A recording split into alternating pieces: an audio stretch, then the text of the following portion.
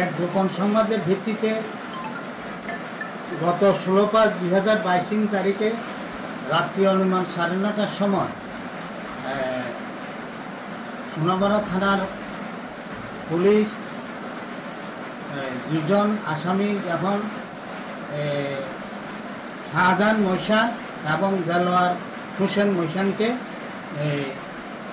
একটা বাইক নিয়ে কিছু গাঁজা বহন করার সময় তাদেরকে আটক করে এবং আটক করে তাদের বিরুদ্ধে একটি এনডিপিএস মামলা গ্রহণ করে এবং এই মামলার যাহার নাম্বার হলো স্পেশাল এনডিপিএস 53/22 এবং এই মামলার তদন্তকারী অফিসার WSI অনামিকা দত্ত তদন্ত কার্য সম্পাদন করে তাদের বিরুদ্ধে চার্জশিট দাবি। মাননীয় স্পেশাল এনডিপিএসের বিচারক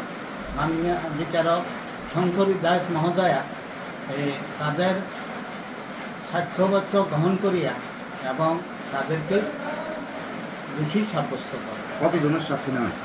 11 জনের সাক্ষ্য বাক্য গ্রহণ করিয়া তাদেরকে দোষী সাব্যস্ত করে এবং তাদেরকে 10 বছরের সশ্রম কারাদণ্ড এবং 1 লক্ষ টাকা জরিমানার আদেশ করেন, অনাদায়ে 6 মাসের কারাদণ্ড।